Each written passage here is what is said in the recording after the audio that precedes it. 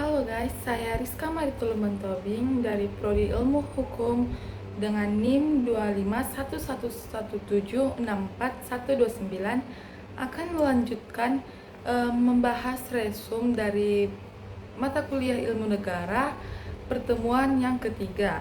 Jadi di sini saya akan menjelaskan tentang zaman Yunani kuno, tentang Plato. Plato adalah murid terbesar dari Socrates. Ia hidup pada tahun 429 sampai dengan 347 sebelum Masehi. Pada tahun 389, ia membuka sebuah sekolah filsafat di Athena yang diberi nama Akademia. Selama 40 tahun ia mengajar pada sekolah tersebut.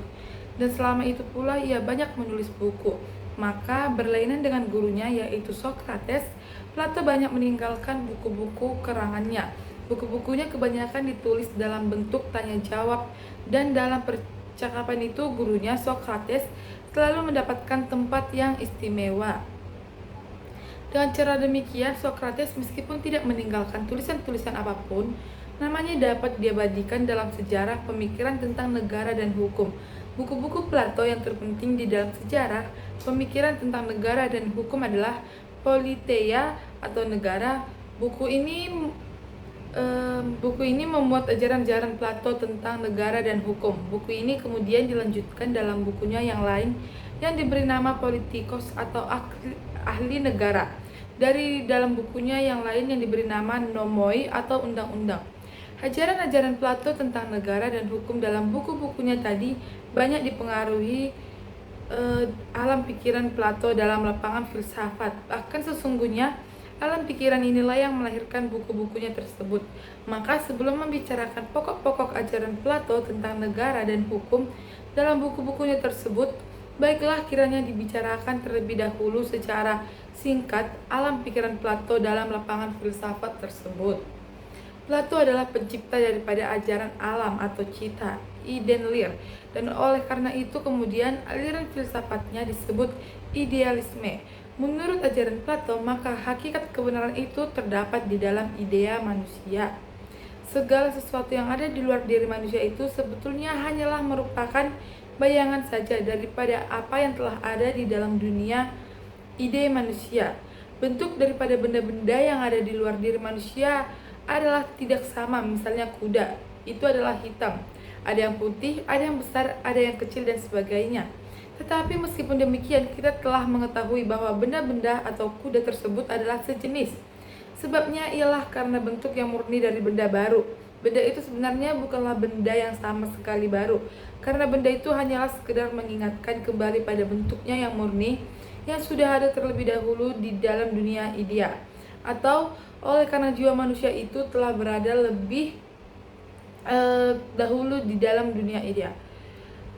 Atau oleh karena jiwa manusia itu telah berada lebih dahulu dalam alam idea atau cita-cita murni sebelum ia memasuki badan kita. Di sana ia telah melihat ide atau cita dari kuda, dan kemudian ia kenali kuda tersebut dalam bentuk yang kurang sempurna di dunia ini. Ide atau cita-cita itu ialah hal-hal yang sudah ada pada manusia waktu ia lahir. Mencari ilmu pengetahuan berarti menimbulkan kembali ingatan-ingatan dan terbit dari kerinduan jiwa kita akan dunia idea di mana jiwa kita dulu berada.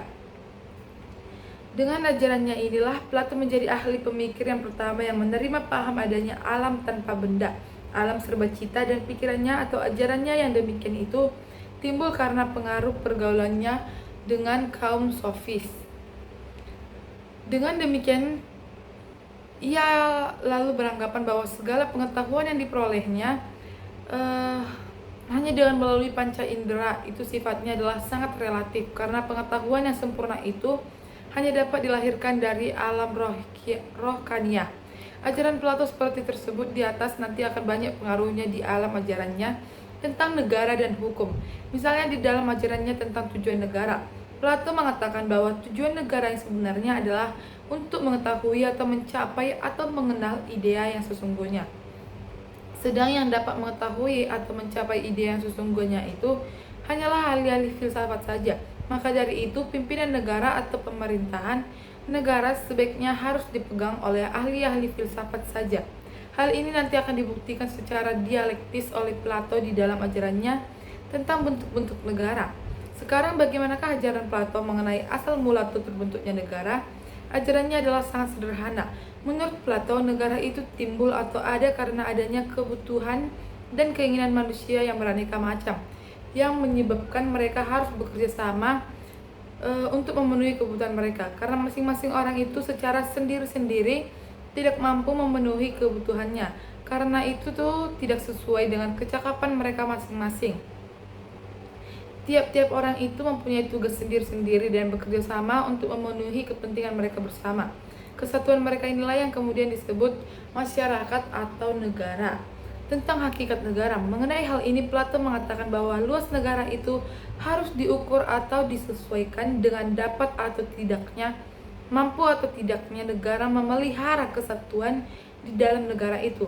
Oleh karena negara itu sebetulnya pada hakikatnya merupakan suatu keluarga yang besar. Oleh sebab itu, negara tidak boleh mempunyai luas daerah yang tidak tertentu. Mengenai bentuk-bentuk negara, hal ini sebetulnya masuk di dalam pembicaraan mengenai klasifikasi negara. Tetapi mengingat karena dalam hal ini pun Plato banyak memasukkan pengaruh ajaran filsafatnya, maka kiranya agar tidak terputus-putus di dalam kita membicarakan ajaran Plato ini, baiklah soal ini kita bicarakan di sini. Sebelum Plato mengemukakan ajarannya tentang bentuk-bentuk negara, didahului dengan mengemukakan suatu pertanyaan. Ilmu negara itu pertama-tama harus mengemukakan suatu soal yang bersifat kesusilaan, keadilan, agar manusia dapat mencapai kebahagiaan. Dan satu soal yang diajukan oleh Plato ialah, dapatkah orang jahat itu berbahagia? Karena meskipun di mana-mana telah diajarkan tentang kesusilaan, kebajikan, keadilan, toh tentu masih ada orang yang tidak mau melaksanakannya. Yang meskipun demikian, orang-orang jahat itu sendiri dapat juga menganjurkan kepada orang-orang lain untuk berbuat baik. Ingat saja kata-kata pepatah, sapu itu kotor, tetapi dapat juga untuk membersihkan. Pemecahan soal yang diajukan Plato itu dapat dicari dan ditemukan uraiannya mengenai bentuk-bentuk negara. Menurut Plato ada 5 macam bentuk negara yang sesuai dengan sifat-sifat tertentu daripada jiwa manusia. Bentuk daripada sesuatu negara itu tidak dapat hidup atau bertahan oleh karena sifat-sifat jiwa manusia yang merupakan dasar-dasar kehidupan yang prinsipal yang dijalankan sejauh mungkin itu merubah keadaan mereka menjadi buruk dan akhirnya memusnahkan mereka sendiri. Pembahasan keadaan ini mempengaruhi secara langsung terhadap bentuk negara. Mengapa demikian? Sebabnya ialah mengapa bahwa sesungguhnya bentuk daripada sesuatu negara itu ditentukan oleh bentuk pemerintahannya, sedangkan bentuk pemerintahan itu ditentukan oleh sifat-sifat daripada orang-orang yang memegang pemerintahan itu. Selanjutnya, sifat daripada orang-orang itu ditentukan oleh sifat jiwa manusia yang merupakan dasar kehidupan yang prinsipal. Dengan demikian, dapatlah dimengerti bahwa orang yang adil adalah orang budiman dan orang baik, sedangkan orang yang tidak adil adalah orang yang jahat dan tidak berpengetahuan. Ini adalah pencerminan daripada jiwa yang baik akan memerintah baik, sedang jiwa yang jahat akan memerintah buruk. Jadi dengan demikian, sifat kejiwaan manusialah yang sesungguhnya menentukan sifat dan perbuatan manusia. Sekarang marilah kita coba memahami ajaran Plato tentang bentuk-bentuk negara. Menurut Plato, puncak daripada bentuk negara itu adalah aristokrasi. Ini adalah bentuk negara di mana pemerintahannya dipegang oleh para cerdik pandai dan yang dalam menjalankan pemerintahannya itu berpedoman pada keadilan. Disinilah para budiman itu memerintah sesuai dengan pikiran keadilan. Segala sesuatu yang ditujukan untuk kepentingan bersama, agar keadilan dapat merata. Tetapi sesuai dengan sifat-sifat jiwa manusia yang selalu berubah, pemerintahan seperti ini tidak dapat bertahan lama, karena golongan yang memegang pemerintahan itu lebih condong kepada keinginan untuk mencapai kemasyhuran dan kehormatan daripada keadilan. Pembahasan ini mungkin juga terjadi pada anak keturunannya karena mereka mendapatkan kekuasaan itu secara mudah, maka lalu kurang bertanggung jawab. Mereka memegang pemerintahan itu tidak ditujukan untuk kepentingan umum, melainkan hanya untuk memenuhi kepentingan mereka sendiri, sedangkan kepentingan umum diabaikan. Maka apabila pemerintahan aristokrasi itu tidak lagi dijalankan untuk kepentingan umum dan tidak lagi berpedoman pada keadilan, Karena keburukan telah melanda mereka dan merubah keadaan, terjadilah perubahan dari aristokrasi menjadi timokrasi. Di dalam timokrasi ini, segala tindakan daripada pengusaha hanyalah dilaksanakan dan ditujukan untuk kepentingan si penguasa itu sendiri. Kekayaan dan pendapatan negara digunakan untuk kepentingan mereka sendiri, menjadi milik sendiri. Oleh karena itu kemudian kekuasaan negara jatuh dan dipegang oleh kaum hartawan, dan ini menimbulkan milik pribadi atau milik partikulir, sehingga di dalam masyarakat yang mendapat penghormatan hanya mereka yang kaya-kaya saja. Akhirnya malahan diadakan undang-undang yang menentukan bahwa yang dapat atau berhak memegang pemerintahan itu hanyalah orang-orang yang kaya saja. Sifat jiwa orang-orang yang memegang pemerintahan ini mempengaruhi sifat pemerintahannya, dan dengan berubahnya sifat pemerintahannya itu mengakibatkan berubahnya bentuk negara dari timokrasi menjadi oligarki. Dalam pemerintahan oligarki ini, maka orang-orang yang memegang pemerintahan, yaitu orang-orang yang kaya tadi, mempunyai hasrat atau kecenderungan ingin lebih kaya lagi. Keadaan ini menimbulkan kemelaratan umum. Oleh karena itu, lalu sebagian besar daripada anggota masyarakat terdiri daripada orang-orang miskin, sedangkan tekanan dari pihak penguasa semakin bertambah berat. Maka setelah rakyat yang sebagian besar terdiri daripada orang-orang miskin itu menyadari keadaan, bersatulah mereka memberontak melawan para hartawan yang memegang pemerintahan. Setelah pemerintahan negara pindah ke tangan rakyat, maka tentunya yang diperhatikan adalah kepentingan-kepentingan rakyat, kepentingan umum negara di mana pemerintahannya itu dipegang oleh rakyat, dan kepentingan umumlah yang diutamakan, dinamakan demokrasi. Dalam pemerintahan demokrasi ini, prinsip yang diutamakan adalah kemerdekaan dan kebebasan. Tetapi akhirnya karena kemerdekaan dan kebebasan ini sangat didewa-dewakan, timbullah penyalahgunaan, timbullah kemerdekaan dan kebebasan yang tidak terbatas. Orang ingin merdeka semerdeka-merdekanya, ingin bebas sebebas-bebasnya. Keadaan demikian inilah disebut anarki, yaitu keadaan di mana setiap orang dapat berbuat sesuka hatinya. Orang tidak lagi mau diatur, tidak lagi mau diperintah, karena orang ingin mengatur dan memerintah dirinya sendiri. Maka keadaan lalu menjadi kacau balau. Dalam keadaan demikian ini dikehendaki timbulnya pemimpin yang keras, yang kuat, yang dapat mengatasi kekacauan ini. Maka lalu dicari seseorang yang dianggap mempunyai bakat pimpinan untuk diserahi memegang pemerintahan. Jadi sekarang pemerintahan hanya dipegang oleh satu orang saja. Dalam keadaan demikian, hasrat daripada penguasa adalah menjaga supaya tidak ada persaingan terhadap dirinya. Dan untuk ini, penguasa tidak segan-segan mengasingkan atau menyingkirkan semua musuh-musuhnya atau saingannya. Tindakan demikian adalah jauh daripada keadilan. Negara yang berpemerintahan demikian disebut tirani. Pemerintahan yang demikian adalah pemerintah yang sangat jauh dari cita-cita keadilan. Sebab seorang tiran itu selalu berusaha menekan rakyatnya. Dengan ajarannya di atas, Plato telah membuktikan melalui jalan dialektika bahwa aristokrasilah yang merupakan pemerintahan yang terbaik, karena hanya keadilanlah, yaitu suatu susunan pemerintahan dari dan dijalankan oleh orang-orang yang berbakat dan bijaksana, yang dapat membawa kebahagiaan. Mereka inilah yang dapat mencapai tujuan negara, yaitu mencapai ide yang sesungguhnya. Disinilah Plato memasukkan pengaruh ajaran filsafatnya. Sedangkan yang terjelek adalah tirani. Hal ini kecuali apa yang telah diuraikan di atas. Oleh Plato dijelaskan lebih lanjut sebagai berikut. Kehidupan jiwa seorang tiran sebagai makhluk hidup yang paling tak berbahagia. Maka tampaklah seorang penjahat sejati yang hendak memuaskan segala keinginannya.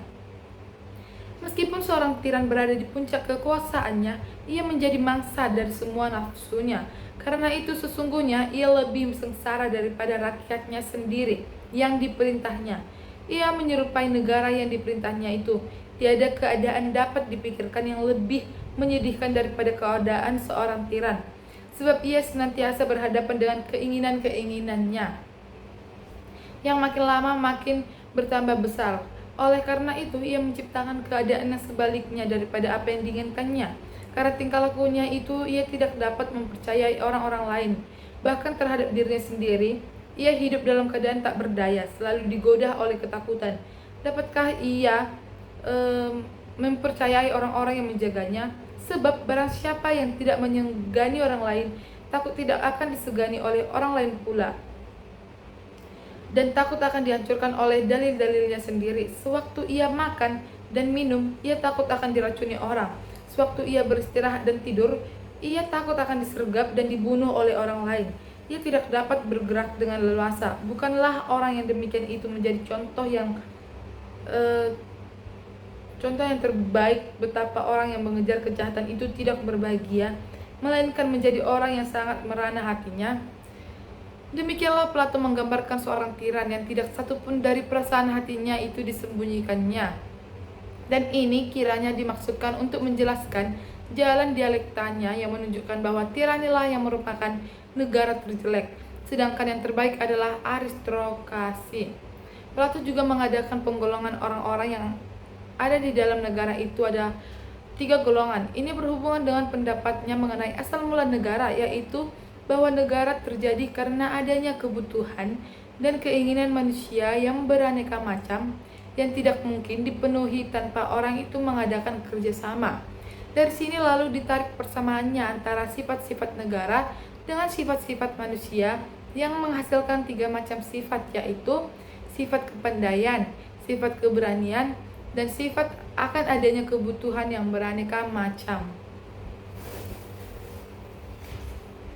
3 sifat inilah yang menghasilkan atau mengakibatkannya timbulnya 3 golongan orang-orang di dalam negara khayalan Plato, yaitu 1. Golongan penguasa. Ini adalah golongan yang memerintah, yang mana golongan ini hendaknya terdiri dari orang-orang yang pandai, ahli-ahli pikir, dan ahli-ahli filsafat. Yang kedua, golongan tentara. Ini adalah golongan yang menjaga keselamatan negara, yang harus mendapatkan didikan khusus untuk menjalankan tugasnya itu, dan untuk ini pertama-tama dibutuhkan adanya siasat keberanian. Dan yang ketiga, golongan pengusaha atau pekerja. Ini adalah golongan yang bertugas memenuhi kebutuhan-kebutuhan benda atau material daripada orang-orang yang hidup di dalam negara. Dalam uraian di atas telah diketahui bahwa Plato adalah seorang idealis, maka aliran filsafatnya dinamakan idealisme. Pula telah diketahui ajaran Plato tentang bentuk-bentuk negara, yang disebutkan ada 5 macam bentuk negara. Dari ajaran Plato tersebut, yang merupakan keanehan ialah bahwa ajaran Plato itu dapat dengan mudah kalau dipraktikkan dalam negara yang oleh Plato dianggap yang paling buruk, yaitu dalam bentuk tirani. Tetapi di dalam ajaran-ajarannya yang lebih lanjut, Plato agaknya mengadakan perubahan pemikiran, karena ia tidak saja hanya memperhatikan tentang apa yang dicita-citakan, tetapi di samping itu, ia juga mengutamakan dunia panca indera atau kenyataan, dan mulai mempersoalkan keadaan senyatanya menurut syarat-syarat tertentu. Di dalam bukunya yang bernama Politikos atau Ahli Negara, Plato menyelidiki soal-soal pemerintahan. Di sini ia membedakan seorang penguasa dicita-citakan dari seorang ahli negara.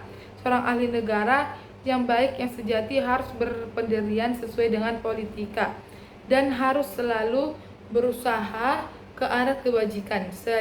Seandainya ia mengetahui segala sesuatu, maka undang-undang negara serta adat kebiasaan itu sudah tidak diperlukan lagi, seperti halnya dalam negara yang sejati. Tetapi oleh karena ia tidak demikian halnya, maka undang-undang negara dan adat kebiasaan itu sangat penting perannya, karena ini dianggap sebagai suatu pernyataan dari kehendaknya dan dari pengalaman-pengalaman yang bersifat praktis. Pendapat Plato yang demikian ini kemudian menimbulkan pembagian baru daripada bentuk-bentuk pemerintahan, dan dalam pembagian ini ia mempergunakan kriteria, ukuran, atau dasar 2 hal. Yang pertama, jumlah orang yang memegang pemerintahan. Yang kedua, relasi atau hubungan antara penguasa dengan perundang-undangan, dalam arti di dalam negara itu ada undang-undang ataukah tidak. Kalau dalam negara itu ada undang-undang untuk pemerintahan, maka monarki adalah merupakan bentuk yang paling baik. Di sini pemerintahan itu hanya dipegang oleh 1 orang saja, tetapi diatur dengan undang-undang. kemudian bentuk aristokrasi, dan akhirnya bentuk demokrasi. Sedangkan kalau dalam negara itu tidak ada undang-undangnya, maka bentuk yang paling baik adalah demokrasi. Sesudah itu oligarki, dan akhirnya tirani.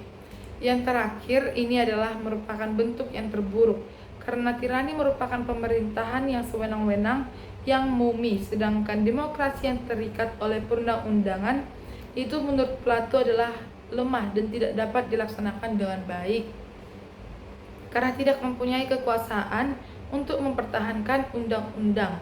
Dalam bukunya Nomoi atau Undang-Undang, kelihatan dengan jelas bahwa ajaran Plato tentang negara dan hukum berbelok arah dari dunia cita-cita kepada dunia kenyataan, dari idealisme kepada realisme, meskipun realismenya itu tidak mampu mendesak seluruhnya kepada idealismenya. Dalam waktu hidupnya, ajaran-ajaran Plato itu hanya dianggap sebagai permainan pikiran saja dari kaum penganggur. Tetapi dalam zaman-zaman kemudian, terlebih setelah Plato meninggal dunia, ajaran-ajarannya itu mempunyai nilai dan arti yang maha besar.